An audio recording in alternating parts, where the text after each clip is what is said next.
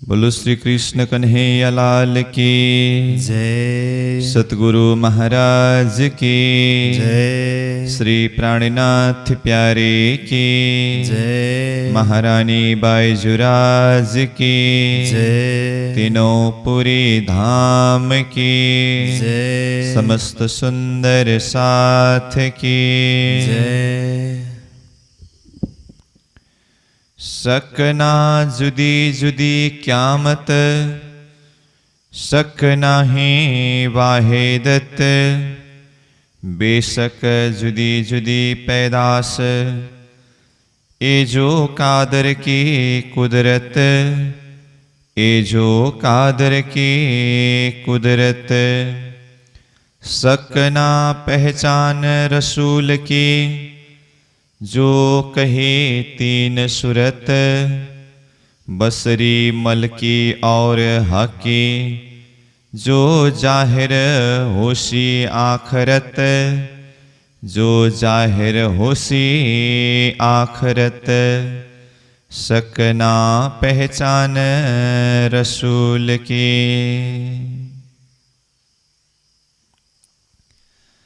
अक्षरातीत परब्रह्म परमात्मा धाम धनी श्रीराज जी महाराज के असीम अनुकंपा के द्वारा महामती स्वामी श्री प्राणनाथ जी प्रणीत यह तारतम सागर ब्रह्मवाणी को वाणी चर्चा के माध्यम से हम रस स्वादन करते आ रहे हैं।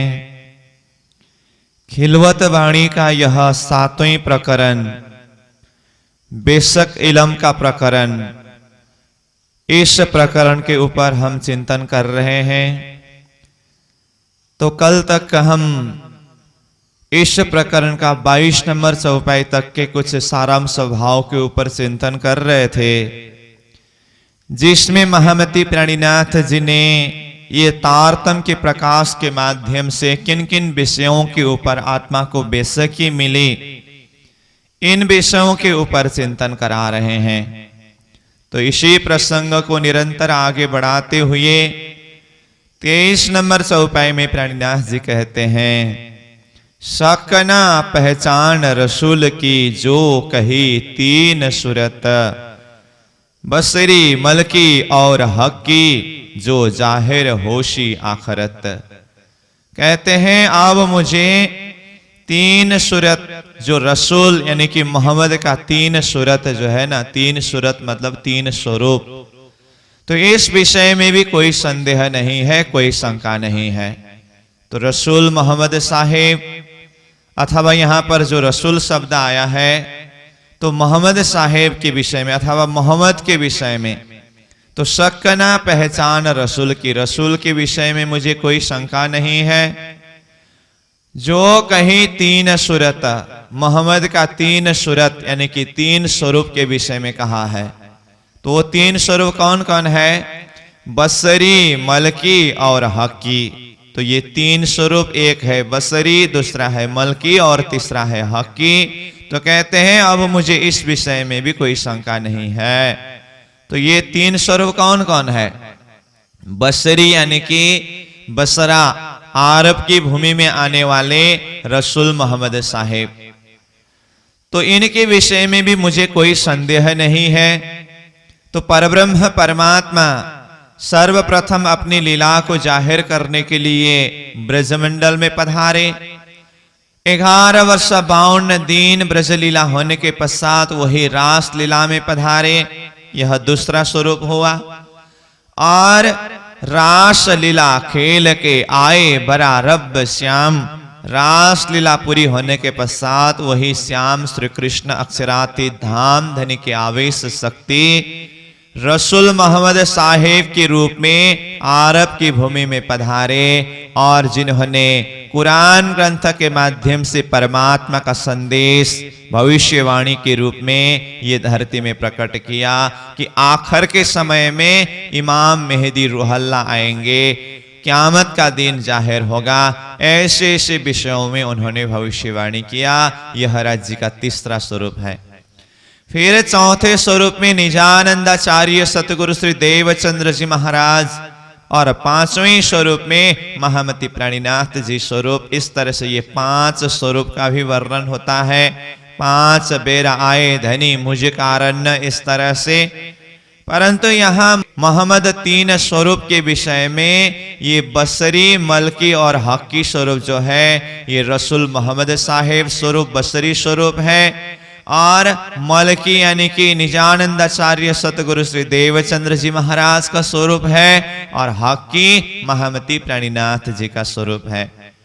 तो रसूल मोहम्मद साहेब जो बसरा अरब की भूमि में आए बाल्य अवस्था में, जिनका नाम मुस्तफा बेग रहा। रसूल मोहम्मद साहेब ने 40 वर्ष के उम्र में खुदा का दर्शन किया, और खुदा का दर्शन करते समय वो जैसे जबराइल शक्ति के ऊपर सवार होकर के गए, जबरूत यानी कि अक्षरधाम तक पहुंचे। अक्षरधाम में पहुंचने के बाद, जबरूत में पहुंचने के बाद, वो जबराइल शक्ति क्या कहने लगे, अब मेरा पंख जल रहा है, यहां से आगे मैं नहीं जा सकता। तो अब फिर उसके बाद वो चौथे आसमान अर्श अजीम लाहौत से रफ रफ की तखत यानी कि प्रेम रूपी, इश्क रूपी विमान आया। उसके ऊपर सवार होकर के रसूल मोहम्मद साहेब वो चौथे आसमान अर्श अजीम खुदा परमात्मा के सामने में पहुंचे। और यही दर्शन के समय में बहुत सारी बातें खुदा और रसूल यानी कि मोहम्मद साहेब के बीच में हुआ है, जो म्याराज का प्रकरण के अंदर, म्याराज का सूरत के अंदर वर्णन किया है, जिसको महामती प्राणीनाथ जी ने षणंद वाणी के माध्यम से भी खुलासा किया है, और खुलासा ग्रंथ मार्फत सागर ग्रंथ में भी इसका कुछ खुलासा मिलते हैं। तो इस समय में रसूल मोहम्मद साहेब को खुदा यानी कि परमात्मा स्वरूप ने 90,000 हरफ सुनाया। हरफ का अर्थ होता है शब्द। 90,000 हरफ सुनाया, जिसके अंदर 30,000 शरीयत परक था, 30,000 हकीकत परक था, और 30,000 मार्फत परक था। और ये 90,000 हरफ सुना करके खुदा ने कहा कि ये जो मैंने शब्द सुनाया, जो हरफ सुनाया, इनमें से जो शरीयत परक 30,000 है, ये धरती में जा करके सबको लिखाना, पढ़ाना, सिखाना, और ये शरीयत के मार्ग में सबको चलाना। और हकीकत का मजल जो है 30,000, कोई योग्य पात्र मिले तो उसको लिख करके छोड़ देना। और मार्फत जो है ना, मार्फत तो मैंने तुमको कहा दिल के दिल में ही सीमित रखना, दिमाग तक भी मत चढ़ाना, किसी को कहने की तो बात ही नहीं है। और खुदा स्वयं ने कहा ये मार्फत जाहिर करने के लिए मैं खुद आऊंगा क़यामत के दिन।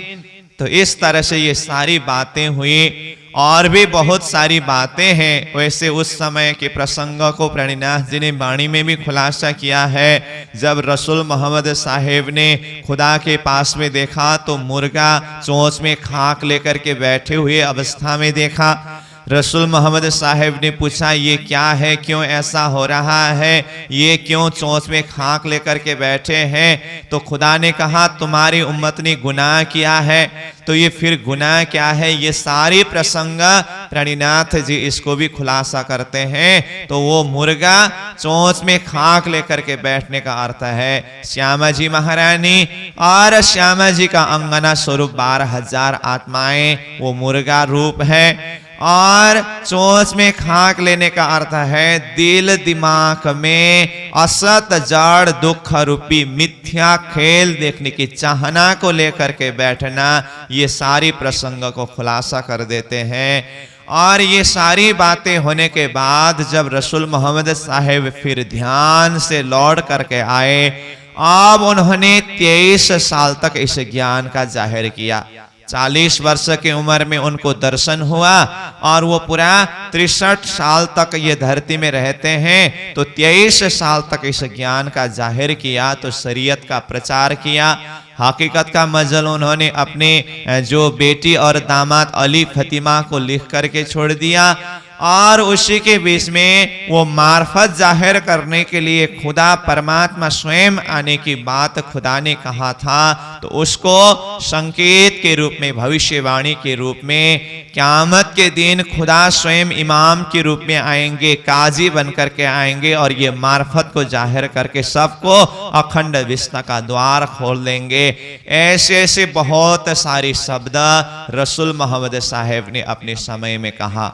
इसीलिए कहा न रब्बानी कलाम लाए के सबको दिया यकीन, परमात्मा का वाणी रब्बानी कलाम ला करके सबको यकीन दिलाया।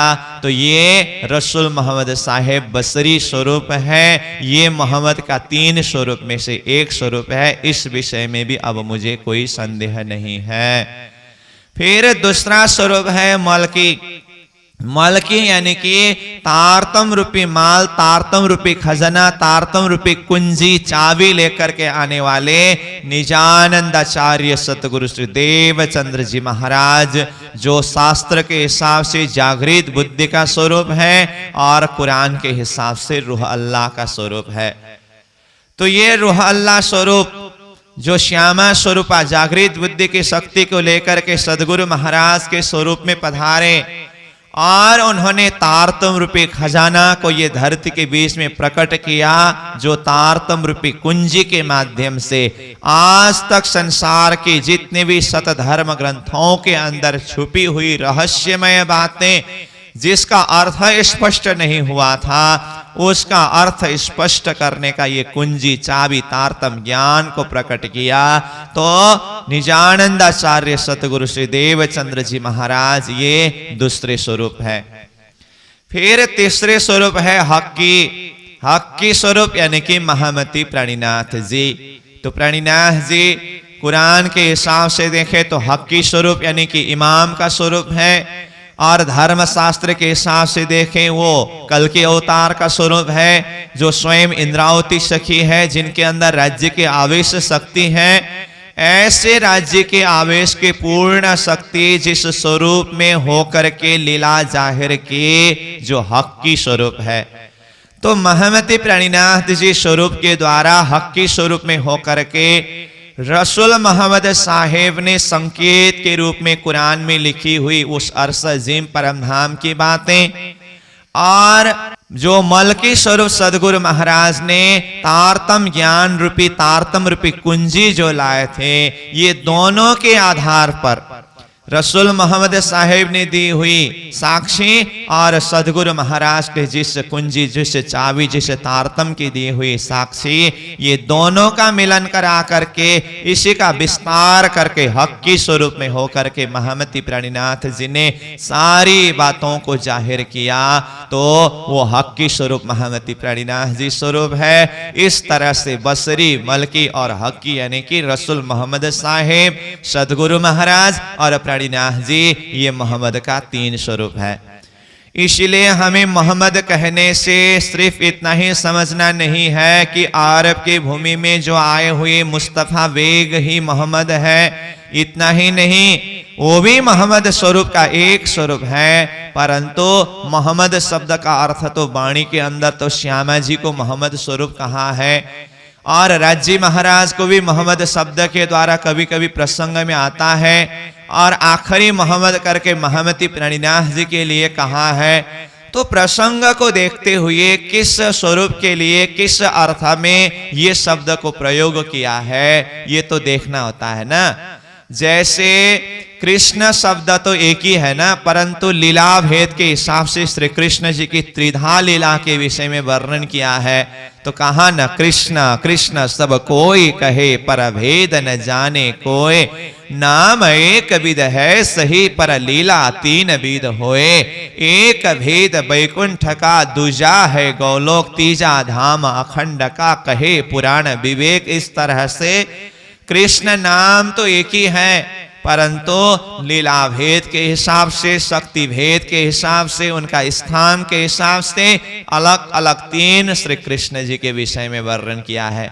ऐसे ही मोहम्मद शब्द तो एक है, परंतु वो शक्ति रूप के हिसाब से देखते समय अलग अलग शक्ति को मोहम्मद शब्द के द्वारा समझाया है। तो इस भाव को हमें सिर्फ शब्द के पीछे पढ़ करके नहीं, शब्द का तत्वतः अर्थ क्या है, किस आशय में किस भाव में ये शब्द को प्रयोग किया गया है, तो इस तरह से इस चीज को भी देखना होता है। ऐसे ही हम विराट के अंदर देखें ना, पाताल में शेष साई नारायण के साथ में भी लक्ष्मी शब्द आता है। कमला भी बताते हैं परंतु उनकी इच्छा शक्ति का नाम लक्ष्मी है। और वैकुंठ धाम में भगवान विष्णु का भी शक्ति रूप का नाम लक्ष्मी है, और आदि नारायण का भी शक्ति रूप का नाम लक्ष्मी है, और जागृत में अक्षर ब्रह्म का भी जो शक्ति रूपा जो है ना, वो भी लक्ष्मी रूप है। तो लक्ष्मी शब्द एक है, परंतु किस किस स्थिति में, किस किस अर्थ में, किन किन के लिए, कौन कौन से शक्ति के लिए ये शब्द प्रयोग किया है, ये तो सहूर के द्वारा देखना होता है ना। तो इसी तरह से मोहम्मद शब्द एक है, परंतु इसका तत्वतः अर्थ बहुत विस्तार है। तो प्राणीनाथ जी ने यहाँ मोहम्मद का 3 स्वरूप करके बसरी स्वरूप, मलकी स्वरूप और हक्की स्वरूप के विषय में खुलासा किया। तो अब इस विषय में भी कोई संदेह नहीं है। जो जाहिर होशी आखर, जो ये तीनों स्वरूप आखर के समय में जाहिर होंगे करके भविष्यवाणी किया था, तो अब आखर का समय में भी कोई संदेह नहीं रहा। रसूल मोहम्मद साहिब के भविष्यवाणी के हिसाब से 10वीं, 11वीं और 12वीं सदी का समय ही आखर का समय है, फजर का समय है, क़यामत का समय है, आत्मा जागृत होने का समय है। उसी समय में ये तीनों सूरत जाहिर हो गए। सदगुरु महाराज स्वरूप, महमती प्राणीनाथ जी स्वरूप जाहिर हुए। और रसूल मोहम्मद साहिब ने पहले ही कहा था, जब इमाम काजी बन करके आएंगे कजा करने के लिए, तो उस समय में साक्षी के रूप में मैं भी रहूंगा। तो इस तरह से देखें तो रसूल मोहम्मद साहिब का शक्ति भी क़यामत के दिन में इमाम के साथ में साक्षी बन करके उपस्थित है। तो ये तीनों स्वरूप क़यामत के दिन फजर का समय में जाहिर हो गए। अब इस विषय में भी मेरे हृदय को, मेरे दिल को कोई संदेह नहीं है, इस विषय में भी मैं बेशक हूं। फिर 24 नंबर चौपाई में कहते हैं, सकना जबराइल में और सकना मेकाइल, सकना सूर बजाए के, सकना असराफिल। अब मुझे वो जबराइल शक्ति के विषय में भी कोई शंका नहीं है। तो कुरान में जबराइल शक्ति को सबसे महान शक्ति मानते हैं। तो जबराइल शक्ति का खुलासा करते हुए महमती प्राणीनाथ जी ने कहा, ये जबराइल एक महान शक्ति का नाम है। तो रसूल मोहम्मद साहिब जिस शक्ति के ऊपर सवार होकर के गए दर्शन के लिए, तो वो भी जबराइल शक्ति है। तो विशेष करके जबराइल शक्ति कहने से अक्षर ब्रह्म की शक्ति को जबराइल शक्ति कहते हैं। परंतु जबराइल शक्ति में प्राणीनाथ जी ने अक्षर की शक्ति को ही जबराइल शक्ति के रूप में सीमित नहीं रखा। अक्षर का शक्ति तो जबराइल शक्ति है ही, परंतु जबराइल जोश धनी का, अक्षरातीत धाम धनी श्रीराज जी के आवेश शक्ति को भी जबराइल शक्ति के नाम से संबोधन किया है अथवा खुलासा किया है। तो इसीलिए अक्षर ब्रह्म का शक्ति भी जबराइल शक्ति है और अक्षरातीत श्रीराज जी का शक्ति भी जबराइल शक्ति है। तो इस विषय में भी मुझे कोई संदेह नहीं है। फिर कहते हैं और सकना मेकाइल, मेकाइल के विषय में भी कोई संदेह नहीं है। तो मेकाइल यहाँ पर ब्रह्मा जी को कहा है। तो मेकाइल के विषय में, ब्रह्मा जी के विषय में भी मुझे कोई संदेह नहीं है। ब्रह्मा जी की उत्पत्ति कहाँ से हुई, उन्होंने सृष्टि का विस्तार किस तरह से किया। तो अक्षर ब्रह्म का स्वप्ना का स्वरूप आदि नारायण है, आदि नारायण का मन का स्वरूप शेष नारायण है, शेष नारायण के मन से त्रिदेव ब्रह्मा विष्णु महेश हैं। उनमें से ब्रह्मा जी जो है जिन्हें मेकाइल कहा है और जिनका कार्य है ये सृष्टि का उत्पत्ति करना अथवा सृष्टि का विस्तार करना। तो ये मेकाइल शक्ति के विषय में भी मुझे कोई संदेह नहीं है। सकना सूर बजाए कि सकना असराफिला, तो असराफिल के द्वारा सूर फूकने के विषय में सूर बजने का अर्थ क्या है, असराफिल शक्ति क्या है, मुझे इस विषय में भी कोई संदेह नहीं है। तो असराफिल ये जागृत बुद्धि का शक्ति है। और कल का प्रसंग में हम चर्चा कर रहे थे क़यामत के 7 निशान के प्रसंग में 7वें निशान जो है अस्राफिल का जाहिर होना। तो उस संदर्भ में हमने अस्राफिल शक्ति कौन है और सूर फूकने का अर्थ क्या है, एक बार सूर फूकने से पहाड़ को गिराना और दूसरी बार सूर फूकते समय पहाड़ को कायम करना, ये प्रसंग चर्चा कर रहे थे। तो यहाँ वही प्रसंग फिर से आया कि अस्राफिल शक्ति के विषय में मुझे कोई संदेह नहीं, तो ये जागृत बुद्धि का शक्ति है।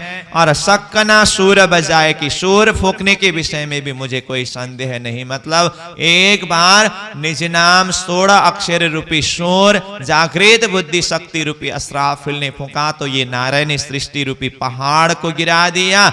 और 18,758 चौपाई रूपी सूर फूकने से ये सब को कायम किया। तो इस तरह से इस विषय में भी मुझे कोई शंका नहीं है।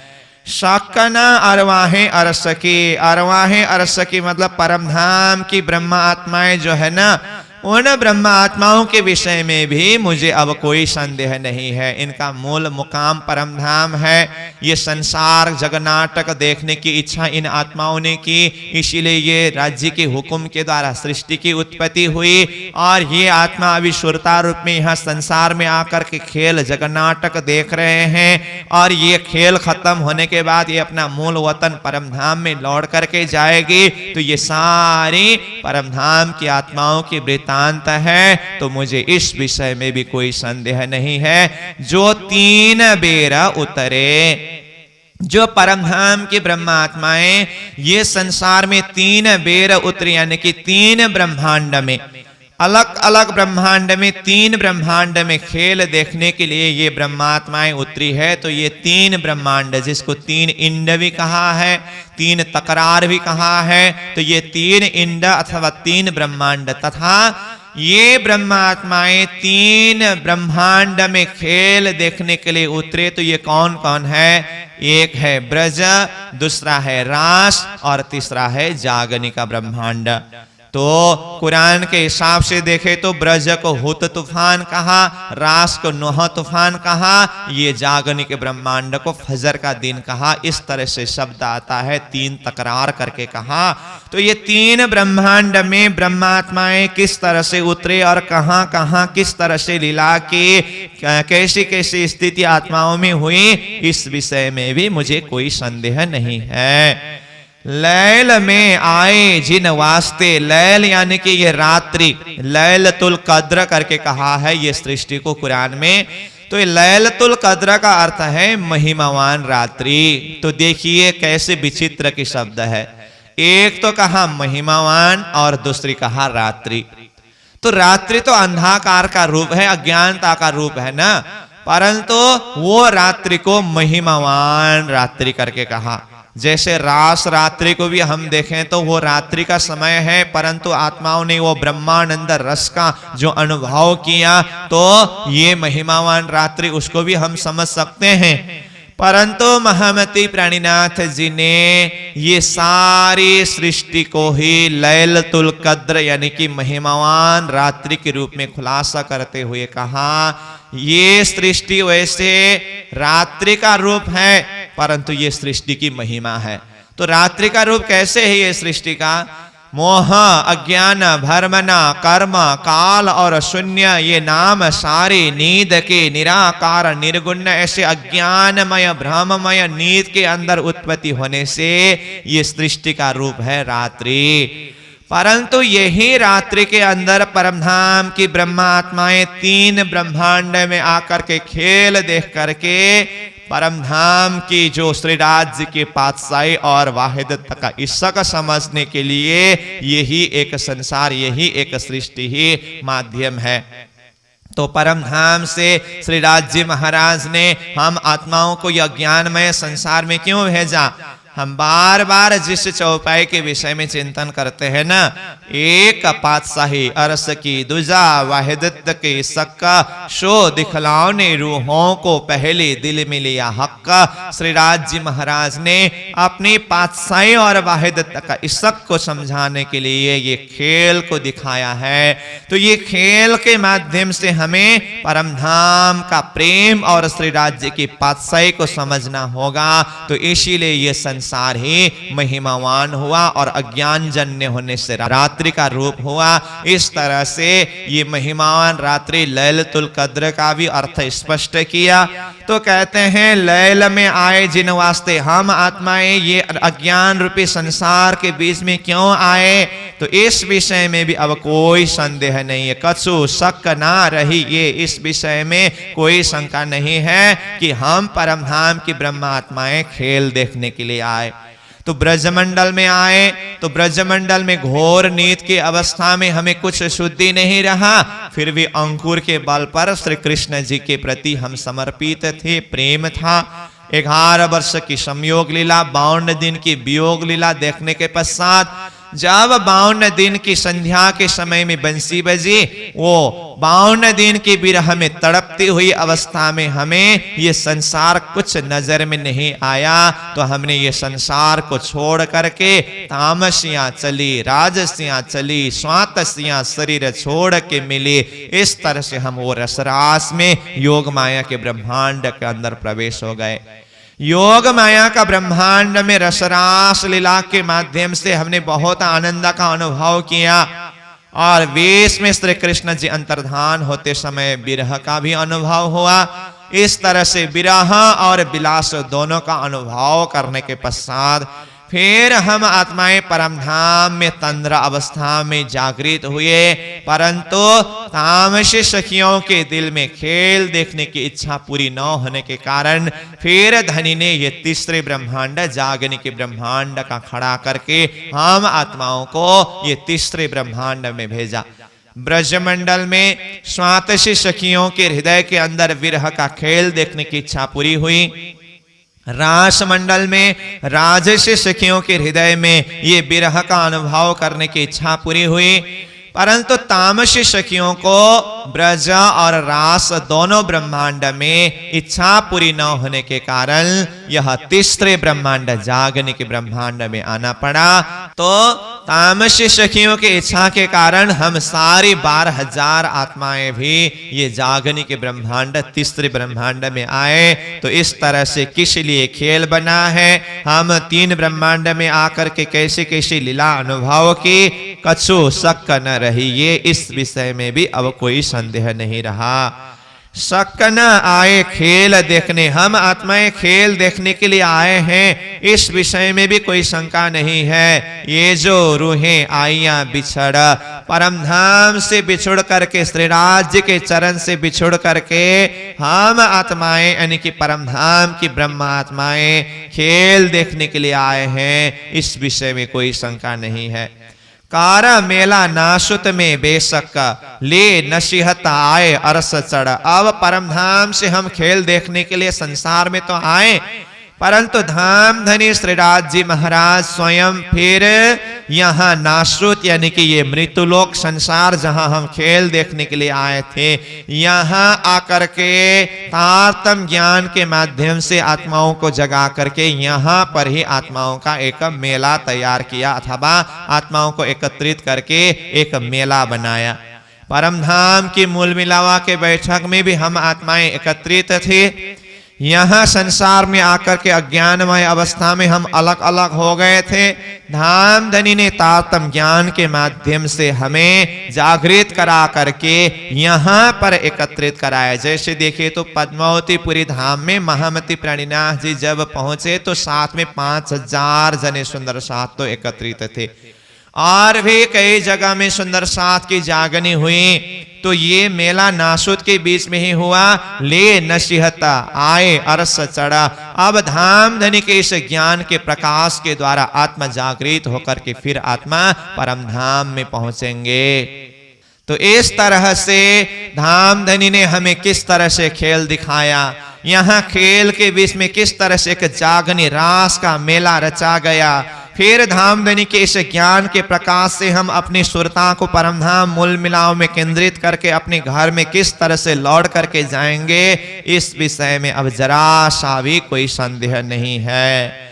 मोहम्मद ईसा अरस में पहुंचे हक का हजूर, मोहम्मद यानी कि रसूल मोहम्मद साहिब, और ईसा यानी कि रूह अल्लाह स्वरूप सदगुरु महाराज स्वरूप अरस में पहुंचे हक का हजूर, हक का परमात्मा श्री राज्य के हजूर में नजदीक में पास में किस तरह से पहुंचे, अब इस विषय में भी कोई संदेह नहीं है।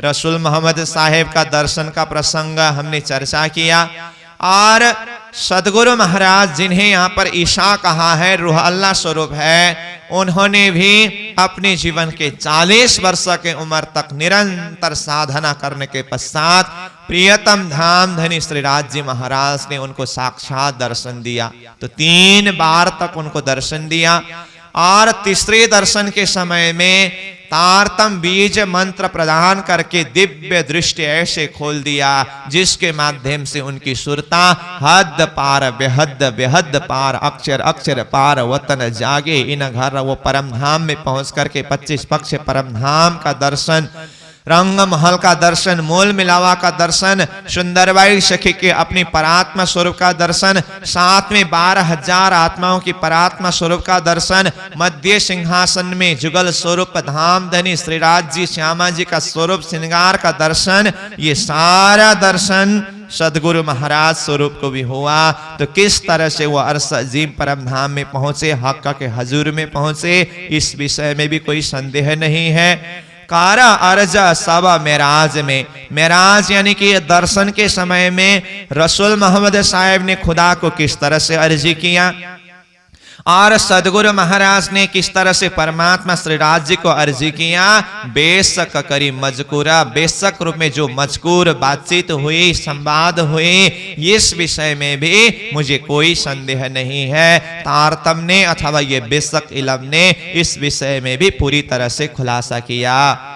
मोहम्मद इसे किए जवाब, फिर मोहम्मद साहिब ने और ईसा ने यानी कि सदगुरु महाराज ने किस तरह से जवाब दिया, तीन में रही ना शक, उस विषय में भी मुझे कोई संदेह नहीं है। शक नहीं पड़ा उत्तर में जो हक के दिए बुजुर्ग का, हक का परमात्मा ने जो आत्माओं के प्रश्न का जवाब अथवा आत्मा और परमात्मा के बीच के पड़ा उत्तर प्रश्न उत्तरी जो संवाद हुई, इस विषय में भी मुझे कोई संदेह नहीं है।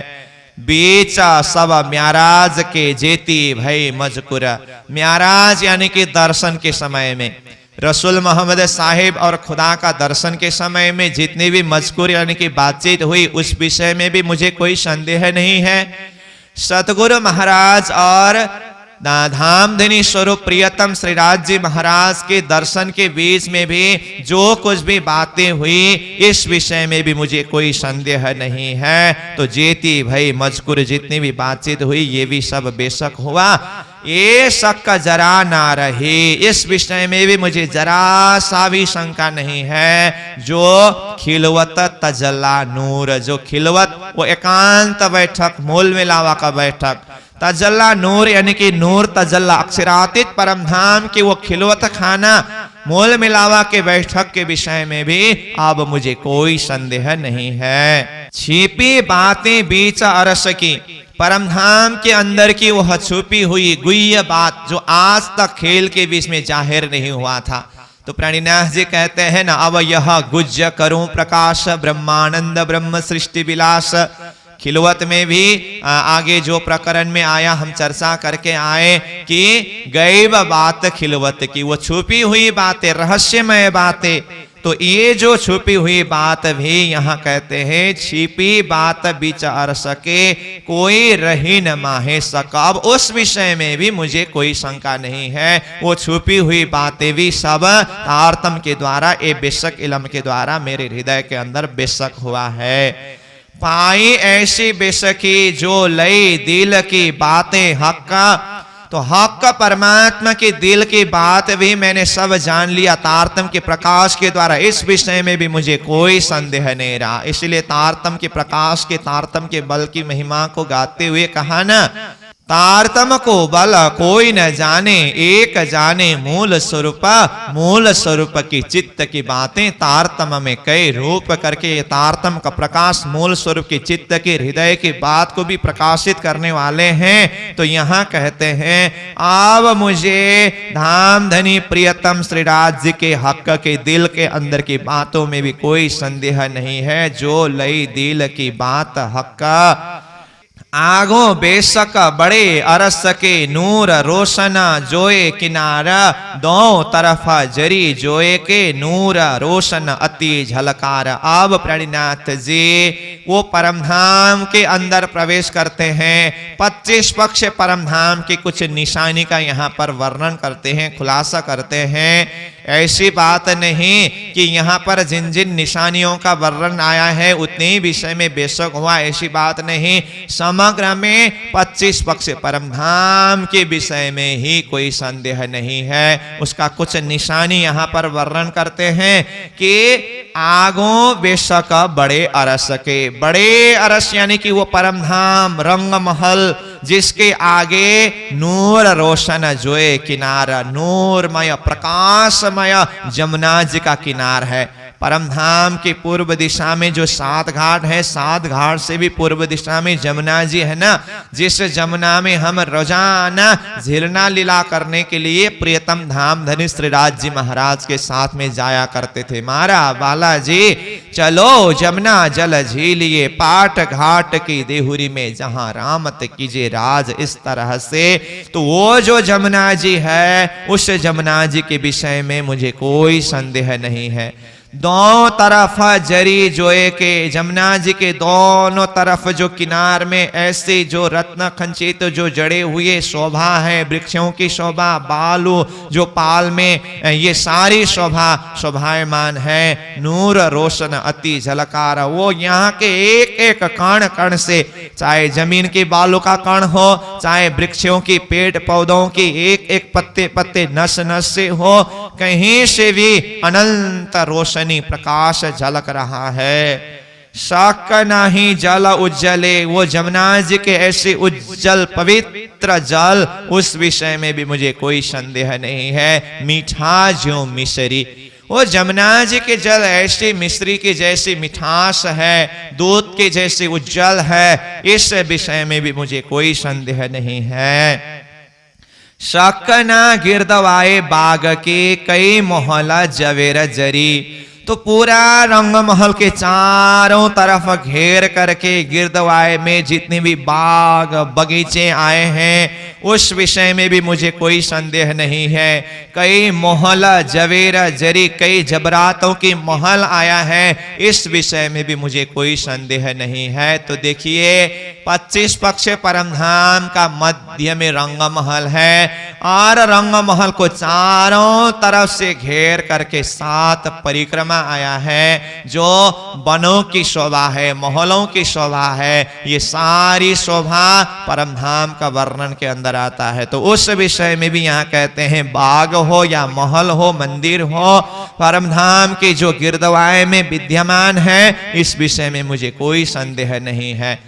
फिर कहते हैं खुशबोए जिमी अति उज्जल, परमधाम की जमीन के एक एक वस्तु में बालू के कण कण से लेकर के विस्तार करके श्रीराज जी के हृदय तक जहां कहीं भी हर वस्तु में खुशबोए यानी कि सुगंध है और उज्जवल यानी कि वह नूरमय प्रकाश है। जब हम परमधाम का चिंतन करते हैं तो परमधाम के हर एक वस्तु में 5 विशेषता का वर्णन होता है। नूर, चेतनता, शीतलता, नरमाई और खुशबू, और साथ में 9 गुण सत चिद आनंद अनंत अद्वैत साकार प्रेम जीवन सुंदर। इस तरह से हर वस्तु में ये गुण विशेषता विद्यमान है, शोभायमान है। तो यहाँ कहते हैं खुशबुए जिमी अति उज्जल ज्यों सोने जवेर दरखत, मानो कि वो सोने का ही जबरातों का ही दरखत हो, महल हो, मंदिर हो, ऐसे तेजमय प्रकाशमय पदार्थ वस्तु है, सामग्रियां है। बेशक जंगल जवेर ज्यों, बेशक में ही वो परमधाम के सारी वन उपवन जंगल जबरात की जैसी नूर का प्रकाश भरपूर है, रोशन नूर झलकारा, यत्र तत्र सर्वत्र रोशन ही रोशन, नूर ही नूर झलकार रूपेण शोभायमान है। शक नहीं हौज ताल की। अब कहते हैं मुझे हौज कौसर ताल के विषय में भी कोई शंका नहीं है। रसूल मोहम्मद साहेब ने भी ये जमुना जी हौज कौसर ताल के विषय में निशानी दिया, तो सदगुरु महाराज ने तारतम के माध्यम से उसका खुलासा किया। महमति प्रणिनाथ जी उसी को वाणी के माध्यम से जाहिर कर रहे हैं। तो हौज कौसर तालाब के विषय में भी मुझे कोई संदेह नहीं है, जो रंग महल का दक्षिण दिशा में 4.5 लाख कोस की दूरी पर हौज कौसर तालाब शोभायमान है, जो पुखराज जी से प्रकट हुई, जो जमुना जी का जल हौज कौसर ताल में जाकर के मिली है। तो हौज कौसर तालाब के ऊपर अपनी चिंतन को केंद्रित कराने के लिए धामधनी स्वरूप महमति प्रणिनाथ जी क्या कहते हैं, अब कहो मैं ताल के अंदर आए सको सो आओ, जो होवे रूह अरस की फिर ऐसा न पावे दाव। हे ब्रह्मात्माएं, हे सुहागिन आत्माओं, अब मैं हौज कौसर तालाब का वर्णन करने जा रहा हूं। अपनी सुरता को वहां पर साधो। जो परमधाम की आत्मा है उनके लिए दोबारा ऐसा मौका नहीं मिलेगा। धामधनी ने कृपा करके हौज कौसर के अंदर अपनी चित्त वृत्ति को एकाग्र करने के लिए ये वाणी जाहिर कर रहे हैं, इसलिए उसका चिंतन करो, अपने हृदय को उसी के गहराई में डुबाओ। तो इस तरह से बहुत विस्तार से वर्णन आता है। तो यहाँ कहते हैं उस हौज कौसर ताल के विषय में भी मुझे कोई शंका नहीं है। इतना बहुत मोहला बुजरक वो हौज कौसर के अंदर भी देखे तो बहुत महिमावान बहुत सारे महल विद्यमान है। पाल अंदर की महलात का वर्णन आता है, हौज कौसर ताल के मध्य में टापू महल का वर्णन आता है। ये महल तो हौज कौसर का ही हुआ। सारा 25 पक्ष परमधाम के अंदर देखे तो कितने सारे हवेलियां हैं, कितने सारे महल है, मंदिर है, चौक है, चबूतरे हैं, इसका कोई पारवार ही नहीं है। ये सब विषय में मुझे कोई संदेह नहीं है। वृक्ष पानी ताल पात के सब पाट घाट बेशक। वृक्ष परमधाम में जितने भी वन वृक्ष है, पानी यानी कि जिधर देखे उधर जमुना जी में देखे वहीं पर जल का भंडार जल है, और हौज कौसर ताल में देखे वहीं पर जल का अथाह भंडार है। पुखराज के जो खजाने के ताल में देखे वहीं पर जल का भंडार है। और 25 पक्ष परमधाम में यत्र तत्र सर्वत्र वन बगीचा में नहरें चहबच्चों के द्वारा फुहारों के द्वारा पानी विचरते हैं। तो ऐसी शोभा इसका भी मुझे कोई संदेह नहीं है। और ताल हौज कौसर ताल हो, पुखराज जी ताल हो, और रंगमहल के सामने में जमुना जी में भी 2 पुल और पाल के जो वृक्षों के बीच की शोभा ताल की समान शोभा बने हुए हैं। इन विषयों की शोभा में भी मुझे कोई संदेह नहीं है। सब पाट घाट बेशक। और जमुना जी में जो पाट घाट है ना, तो ये पाट घाट के विषय में भी मुझे कोई संदेह नहीं है। इस विषय में भी मैं निसंदेह हुआ हूं। मेरा हृदय इस विषय में भी बेशक है। बेशक बड़े अरस की क्यों कहूं बड़ी मोहलात, बड़े अरस यानी कि सारा 25 पक्ष परमधाम के मध्य में रंग महल।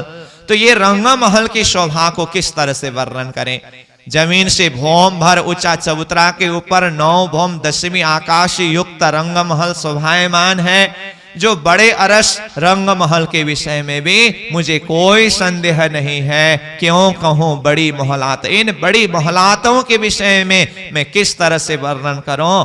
बाग बड़ा गिरदवाए का, ये रंग महल के चारों तरफ गिरदवाए की बाग। जैसे देखे पूर्व तरफ साध घाट की शोभा है, दक्षिण तरफ देखें तो बट पीपल की चौकी है, और उधर कुंज निकुंज वन भी है। इधर पश्चिम की तरफ फूलबाग है, नूरबाग है, अन्नवन है, धूप दुलीचा है। फिर इधर उत्तर की तरफ देखें तो बड़ो वन, मधुबन है, महावन है और इधर ताड़ वन भी है। तो इस तरह से रंग महल के इर्द गिर्द में ही सारे बाग बगीचे हैं।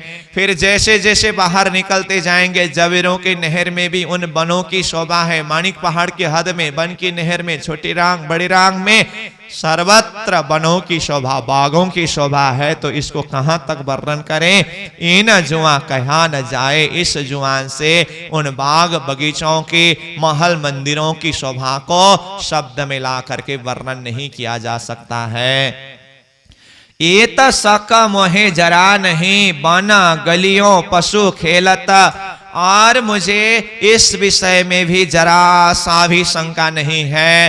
परम धाम के उन वनों में, उन बगीचों में और उसके गलियों में पशु पंखियां खेल करते हैं। अपनी अपनी अखाड़े में पशु पंखी रहते हैं, अपनी अपनी प्रकार से खेल तमाशे करते हैं, अपनी अपनी स्व स्व भाषा से प्रियतम धाम धनी के गुण को गाते हैं, धनी को रिझाते हैं। तो इन पशु पंखियों के खेल तमाशा और इनकी पातशाही के विषय में भी मुझे कोई संदेह नहीं है।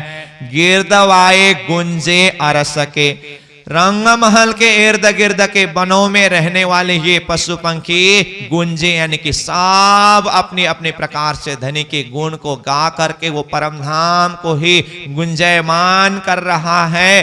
कई विदा जिक्र करत, कई प्रकार से धनी की जिक्री करते हैं, अर्जी करते हैं, प्रार्थना करते हैं। तो कहा न कोई पीऊ पीऊ कर पुकार ही, कोई कहे खसम खसम, कोई धनी धनी मुख बोल ही, कोई कहे तुम ही तुम। इस तरह से परमधाम के वो पशु पंखी धनी को कोई पीऊ पीऊ कहते हैं, कोई धनी धनी कहते हैं, कहीं खसम खसम कहते हैं। इतना ही नहीं, सखियों के नाम ले ले बुलावे, श्री धनी जी के आगे मुजरा करावे। पंखी पीऊ पीऊ तू ही करे, कई विद धनी को हृदय धरे। इस तरह से सखियों का नाम ले ले करके बुलाती है वो पशु पंखी। और धाम धनी के सामने में दर्शन करने के लिए दिन में 2 बार उपस्थित होते हैं। कई प्रकार के खेल तमाशे दिखाते हैं, धनी को जिक्री करते हैं, प्रार्थना करते हैं, अर्जी करते हैं। और धाम धनी श्री राज जी महाराज भी इन पशु पंखियों को अपनी प्रेम भरी दृष्टि सिंचन करके इनको सुख आनंद प्रदान करते हैं। इस विषय में भी मुझे कोई शंका नहीं है। तो इस तरह से अब इस प्रकरण का अंतिम चौपाई में कहते हैं, यो केती कहो बेसकी। इस तरह से ये तारतम के प्रकाश के द्वारा मेरे हृदय को जो बेसकी किया है ना, निसंदेह बनाया है ना, कितने विषय में किस किस शब्दों के ऊपर मैं कहूं कि इस तरह से बेसक किया है करके, इनका ना ही हिसाब, इसका कोई हिसाब ही नहीं है, इसका कोई पारवार ही नहीं है, इसका कोई सीमा ही नहीं है। ये तो मैंने जरा सा संकेत करके कहा हो, परंतु ये बेसकी की विषय की बातें अपरंपार है, ये अतुलनीय असीमित बात है। महमत दिखावे हक का इसका, आप महमती कहते हैं स्वयं हक प्रियतम धाम धनी श्रीराज जी महाराज अपनी आत्माओं को अब वो ईशक का दर्शन करा रहे हैं। अब ईशक का जाम पिलाने वाले हैं। जो साकी पिलावे शराब, वो साकी स्वयं प्रियतम धाम धनी श्रीराज जी महाराज वो शराब यानी कि प्रेम का प्याला पिलाने वाले हैं। तो धाम धनी अपने हृदय के अंदर की जो इश्क का जाम है अपनी रूहों को पान कराते हैं। यही उनकी कृपा है, यही उनकी मेहर है। तो इस तरह से हृदय निसंदेह होने के बाद अब आत्मा पूर्ण रूप से वो इश्क का पान करने के लिए, प्रेम का प्याला पीने के लिए तैयार है। ये पात्रता को, ये स्थिति को देखते हुए अब धाम धनी श्रीराज जी महाराज किस तरह से आत्माओं को प्रेम मस्ती इश्क का जाम पिलाते हैं। तो जो साकी पिलावे शराब, अब प्रियतम धाम धनी वो प्रेम का प्याला पिलाएंगे। इस तरह से ये प्रकरण के ऊपर प्रणिनाथ जी ने चिंतन कराया। और अंतिम में जो शब्द आया ना, महमत दिखावे हक इसका, जो साकी पिलावे शराब करके आया, तो ये साकी पिलावे शराब का जो वर्णन है ना, अब ये 7वां प्रकरण पूरा हुआ। 8वां प्रकरण के अंदर साकी पिलावे शराब रूहे प्याले पीजिए, हक इश्क का आब जो भर भर प्याले पीजिए। इस तरह से इश्क का प्याला पीने के विषय में ये चर्चा करते हैं। तो आज हम वाणी चर्चा को यहीं पर विश्राम देंगे। समग्र में ये प्रकरण जो बेशक इल्म का प्रकरण है, हर एक विषय में आत्मा किस तरह से निसंदेह हुआ है, किस तरह से बेशक हुआ है, इस विषय के ऊपर चिंतन कराया। इस तरह से आत्मा पूरी तरह बेशक हो करके एक प्रियतम धाम धनी के चरण में अपनी चित्त वृत्ति को केंद्रित करे, तो अब धनी उस आत्मा को किस तरह से इसका जाम पिलाएंगे, इस प्रसंग के ऊपर हम कल चर्चा करेंगे। तो इन्हीं शब्दों के साथ चौपाई को दोहराते हुए आज की वाणी चर्चा को विश्राम देंगे। बोलो श्री प्राणनाथ प्यारे की जय। यो केती कहूँ बेस की, यो केती कहूँ बेस की, इनका नहीं हिसाब, इनका नहीं हिसाब। महमत दिखावे हक इसक, महामत दिखावे हक इसक। जो साकी पिलावे शराब, जो साकी पिलावे शराब, जो साकी पिलावे शराब, जो साकी पिलावे शराब। बोलो श्री सद्गुरु महाराज की जय। श्री प्राणनाथ प्यारे की जय। प्रणाम।